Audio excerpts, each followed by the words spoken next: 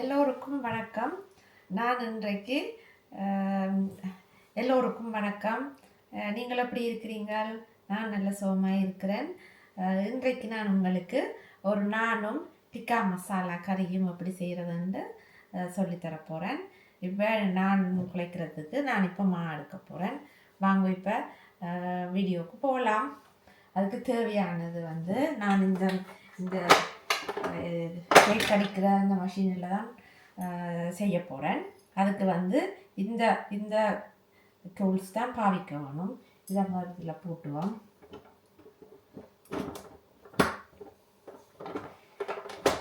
போட்டுட்டு இதுக்கு நான் யார் எடுத்து ஈஸ்ட் எடுத்து 25 கிராம் ஈஸ்ட் எடுத்து இதில் நான் சுடு தண்ணி விட்டு இதெல்லாம் சூட்டு ஒரு குழந்தை பிள்ளைக்கு கொடுக்குற தண்ணி அந்த சூட்டு தண்ணி என்று அந்த தண்ணி எடுத்து நான் இதுக்குள்ள கரைச்சி வச்சுக்கிறேன்.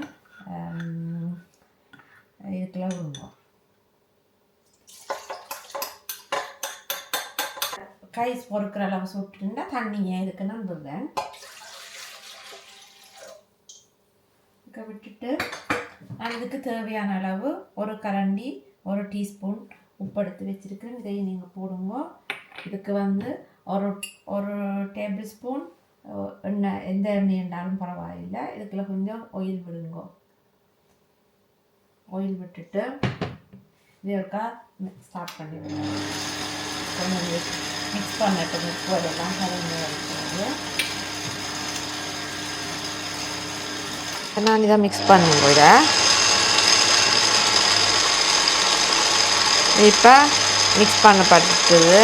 நாங்கள் இதுக்கு தேவையான ஆல் பர்பஸ் மா நான் போட போகிறேன். கோதுமை மா இல்லது மைதா மா.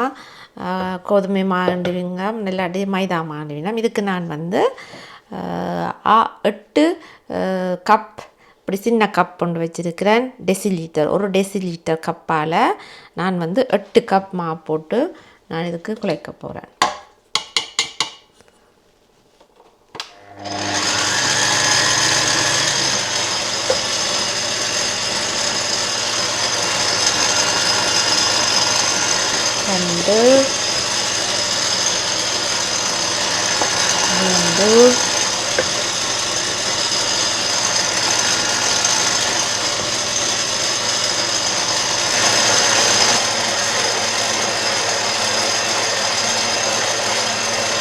பார்த்தீங்களா தெரியும்.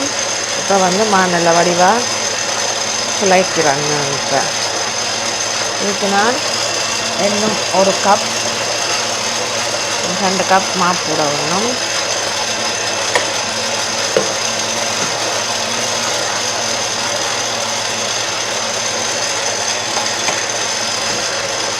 இப்படி வடிவாக இந்த மாவை நாங்கள் குழைச்செடுப்போம்.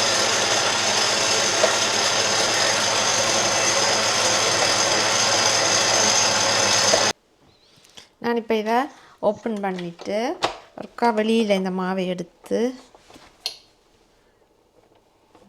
நான் சைடில் இருக்கிற இந்த மாவை எல்லாத்தையும் நான் எடுத்து நடுவில் எல்லாத்தையும் சேர்த்துட்டு சரி ஒருக்கா கையால் குழைச்சி ஒருக்கா திருப்பி லைட்டாக அடிச்சுட்டு இதுக்கு ஒரு சொட்டு ஆயில் விடுங்க. அப்போ இருந்தால் சேர்ந்து பிரண்டு வருக. ஒரு 1/2 டீஸ்பூன் ஆயில் விட்டுட்டு நீங்கள் இதை திருப்பி ஒருக்கா ஒரு ரவுண்ட் அடிச்சிடுங்க.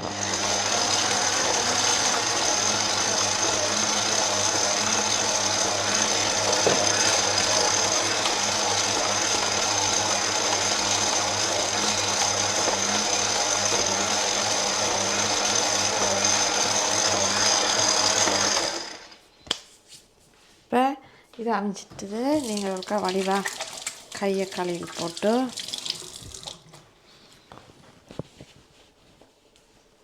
இந்த மாவை நாங்கள்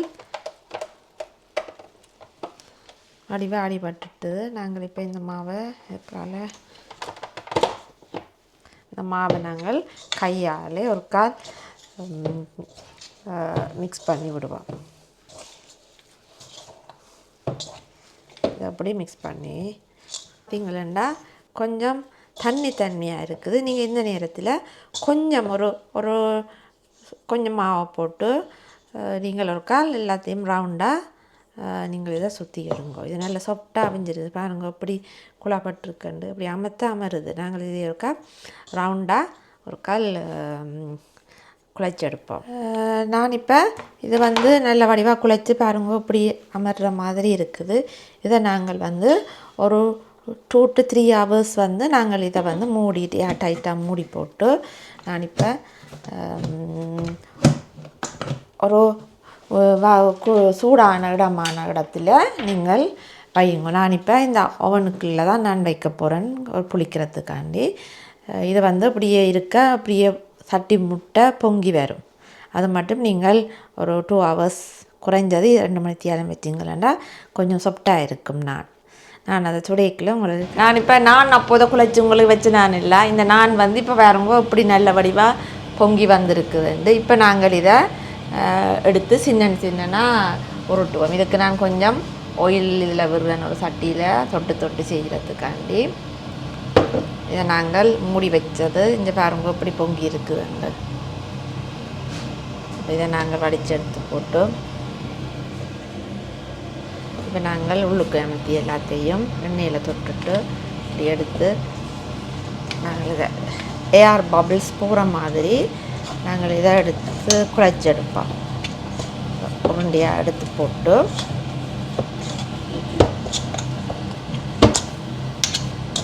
பாருங்க நல்ல வடிவாக மா புளிச்சு வந்துட்டு நாங்கள் இதுக்கு கொஞ்சம் எண்ணெயை பிடிச்சி கொண்டு கையில் தண்ணியை தொட்டுட்டு கொஞ்சம் சின்ன பபிளாக நாங்கள் இப்போ உருட்டி எடுப்போம். இப்படி எடுத்து இதை நாங்கள் உள்ளுக்கு கணக்கு எண்ணெய் தேவையில்லை. நீங்கள் உள்ளுக்கு இப்படி பபிள் மாதிரி இப்படி பிடிச்சி உருட்டி இதில் கொஞ்சம் நேரம் வைக்கணும்.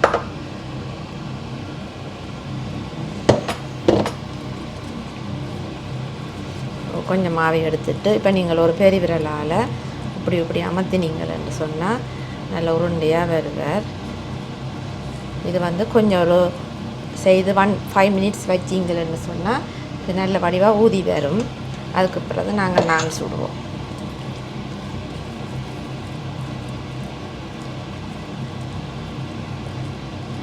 இப்படின்னா கையில் பெருசாக விட்டாது. நீங்கள் இதே மாதிரி இப்படி வச்சுட்டு கொஞ்ச நேரம் அதில் ஒரு 10 minutes இப்படி நீங்கள் உருட்டி வையுங்கோ. நான் சுடுவோம். அதுக்கு பிறகு கொஞ்சம் நேரத்தால் ஊதி வரும். அதுக்கு பிறகு நாங்கள் எடுத்து அதை சுடுவோம். மற்றதையும் இதே மாதிரியே நீங்கள் வடிவாக புளிச்சு பொங்கி வந்ததுன்னா நீங்கள் கையாலேயே நீங்கள் இதை தட்டலாம். உங்களுக்கு இந்த கட்டை வேணுமென்று இல்லை. இந்த மொத்தத்தில் ஓரளவு இப்படி ஒரு மொத்தம் இருக்கிற மாதிரி நீங்கள் தட்டினீங்களா நான் கொஞ்சம் சாஃப்டாகவும் இருக்கும். இப்போ நான் மற்ற நானை போட்டிருக்கிறேன். ஒவ்வொரு காலும் நீங்கள் மேலே இப்படி ஸ்ப்ரே பண்ணி விடுங்க. போட்டுட்டு நீங்கள் இதால் மூடி விடுங்க. இப்போ நல்ல வடிவாக பொங்கி வரும்.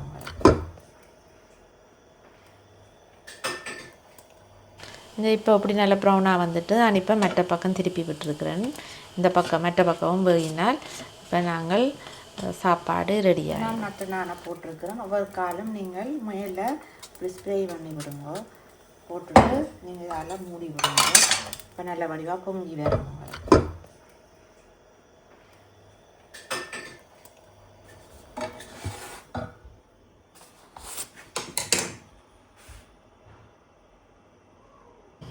இப்போ பாருங்கோ எப்படி பொங்கி வந்திருக்குதுண்டு. நாங்கள் இதை மற்ற பக்கம் திருப்பி விடுவோம். ஊற்றி போட்டு மூடி போடுவோம்.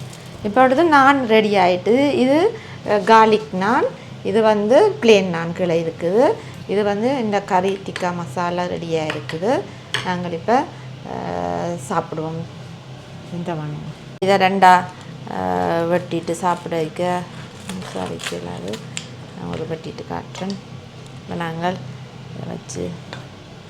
இதை வச்சுட்டு கறியை போடுவோம்.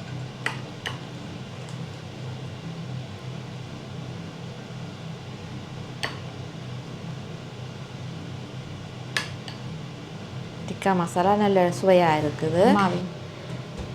இதே மாதிரி நீங்களும் வீட்டை செய்து பாருங்கோ எப்படி இருக்குதுன்னு கமெண்ட் பண்ணுங்கோ. இந்த வீடியோவை பார்த்தமைக்கு நன்றி. இன்னொரு காணொளியில் நான் உங்களை சந்திக்கின்றேன். பாய்.